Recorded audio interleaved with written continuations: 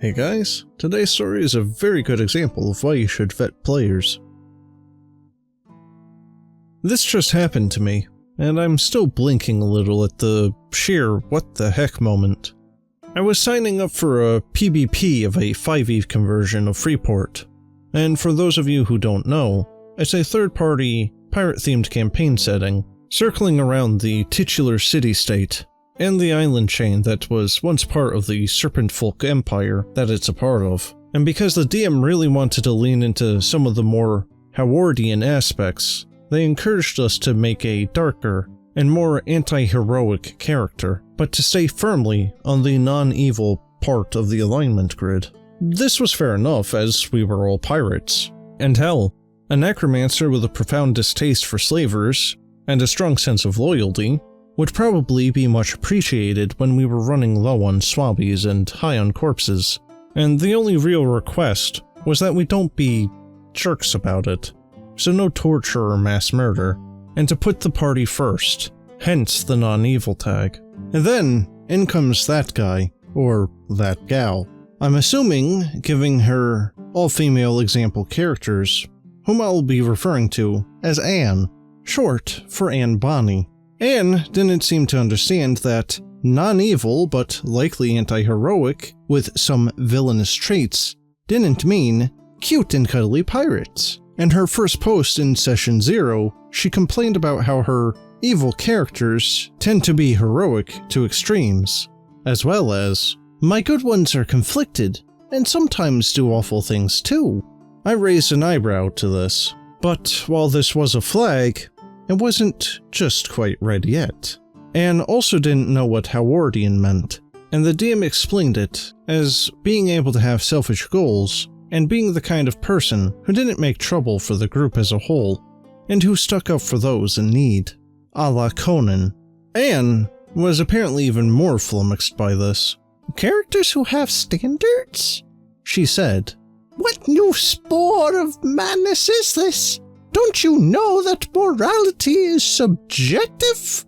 And to show just how limited morality, especially the kind that allows other players to feel comfortable, is, she posts the story of her poor escaped orphan slave who was forced into making the hard decisions of torturing a gang member to prevent a turf war and abandoning her friends to a corrupt marshal without going back later with more equipment, and murdering a friend in cold blood, with the sympathetic context in teeny little text to make it clear that it was justified by unknown circumstances.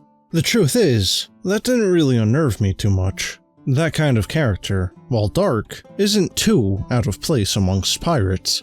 Again, I was playing a frickin' necromancer, and I'm not one to judge. It's the other example character that started to raise a few distinctly redder flags for me. A Cambion dedicated to Asmodeus, who was fanatically dedicated to the theocracy that engineered her birth, and planned to upgrade the other party members into lesser devils after she became a full one. Besides the fact that, by the looks of it, Anne's previous DMs were a little bit on the permissive side, the very fact that a literal embodiment of lawful evil was being cited as a reason to join a pirate game was a little awkward. She also had said characters as examples of how someone can be both a hero and a villain at the same time. When, even before I posted my guy's full backstory, we had a Minotaur warlock who grew to hate the gods because a great old one saved him and his fellows from a storm. A warrior cleric of someone who may be Yog-Sothoth, sent to Freeport by his masters to gather lore for the church. A sorcerer with a hungry evil shadow, and by aforementioned necromancer. The DM had given the okay to a lot of this, and one other player politely pointed out that the Cambion came off a little sociopathic, evil with a nice facade, rather than both being a hero and a villain. Anne proceeded to flip out. She retracted her application and dedicated a different post to cuss out the critic. And when said critic apologized, the apology offended her sensibilities even more, and she insulted literally everybody as self-righteous jerks.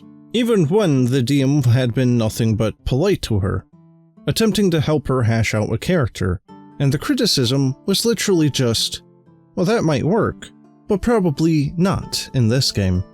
So the horror was more of what we nearly got hit by than anything else. But seriously, it escalated quickly, and the worst part is, given how we're very much the crew of a damned vessel, as shown by the concepts, a slightly toned back character would fit right in. And to elaborate, for those who might not know what Howardian means, it's a term that was inspired by the author Robert E. Howard, who wrote many morally ambiguous heroes, fighting even worse villains and creatures. Many of his works featuring warriors, foul sorcery, monsters, and explicit violence.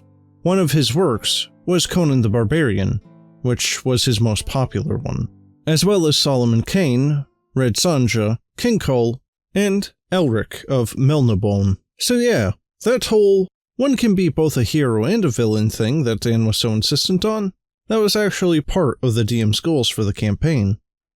And she was trying to lecture us to do things that we were already planning on doing. Well guys, they dodged a bullet.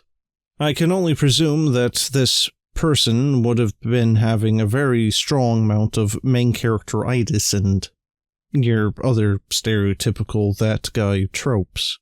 But in any case, that's the end of the story, and if you liked it and would like to listen to more, make sure you subscribe and stay tuned for future videos. But, as always, have a good one.